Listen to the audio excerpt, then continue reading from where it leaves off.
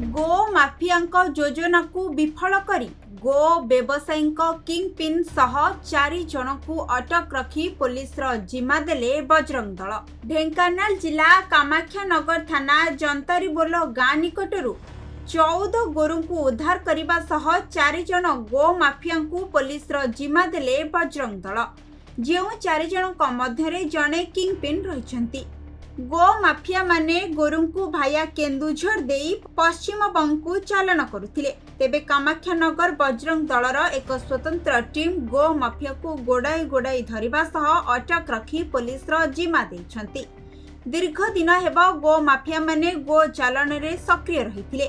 ए नै पुलिस पक्षरु एक blue print प्रस्तुत करा जायथिबा थाना अधिकारी सूचना दैछंती।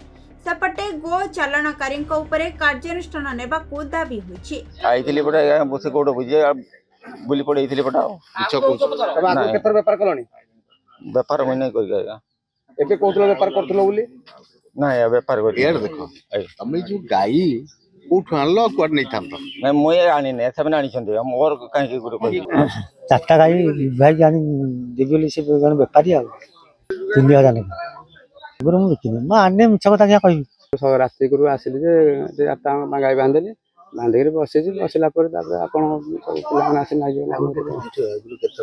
आ गुरु हम आसिनी एजालो से हमको से कंगल से लोक बतला कला हम टिए जंतारे पुल हम जगह ना हम आसिनी रेगुलर। ढेंकानालू हरे कृष्ण राउत का रिपोर्ट खबर ओडिशा।